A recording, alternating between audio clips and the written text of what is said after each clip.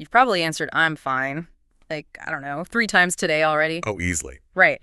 But according to the research we're looking at, that simple, polite little lie is actually causing a massive drain on your cognitive energy. It really is. So, welcome to today's deep dive. We are jumping right into a source called Why You Pretend to Be Okay All the Time. And our mission today is really to figure out the psychological and developmental roots of emotional masking. Right. That universal habit we all have of hiding our true feelings behind this sort of facade of composure. Exactly, and it's something we do automatically. But the mechanics driving that facade are incredibly demanding on the brain. They really are.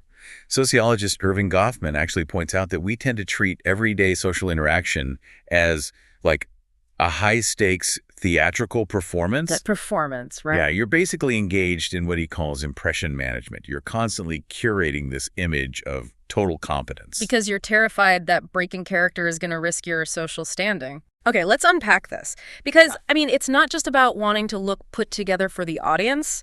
We live in a culture saturated with toxic positivity. Oh, definitely. Harvard psychologist Dr. Susan David talks about this.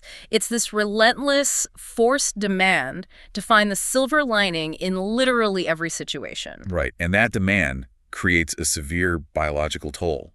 Like, when you suppress a negative emotion to fit that positive script, it doesn't just vanish. It rebounds. Yeah, it creates a massive rebound effect. By forcing yourself to smile and pushing down the negativity, your amygdala, the threat center of your brain, actually starts working overtime. Wow, so it backfires. Completely. The anxiety you suppressed ends up flooding your nervous system twice as strong later on. It feels exactly like trying to hold a giant beach ball underwater. Like you can muscle it down for a minute, maybe 2. Yeah.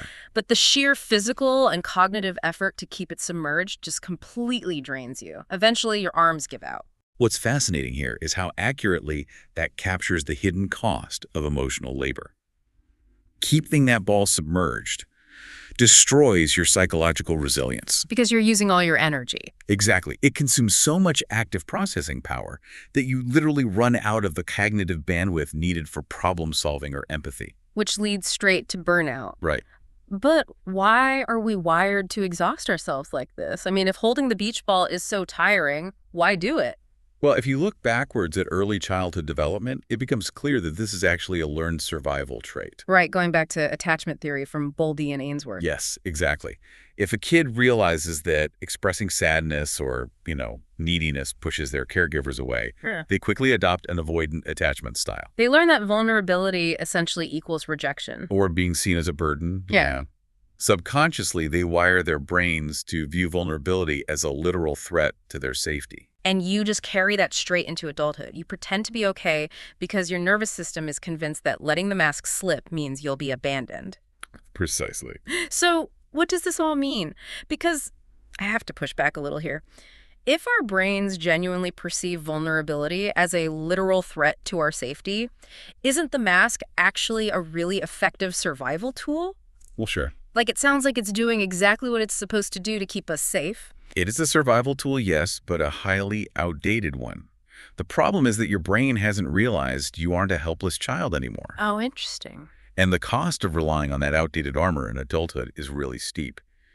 Researcher Dr. Brené Brown warns about the price of emotional numbing. Right, because we can't selectively numb emotions. Exactly. When you use that mask to blunt pain, grief, or anxiety, you inadvertently numb joy, creativity, and connection too. You basically shut down the bad, but you accidentally close the valve on all the good stuff at the same time. Precisely.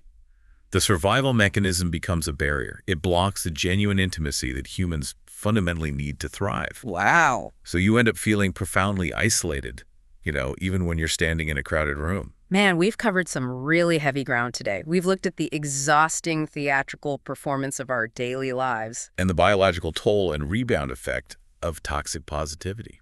Plus, how childhood avoidance strategies build up our defensive armor. Not to mention the isolating price we pay when we try to selectively numb our reality. It really is an immense amount of invisible labor for anyone to carry, constantly managing those impressions and fighting to keep that beach ball submerged day in and day out. It's exhausting just thinking about it. Which leaves us with this final thought for you to ponder. If practically everyone around you is secretly exhausted from maintaining this exact same theatrical performance, what would happen to your relationships If you were the brave one to drop the script tomorrow,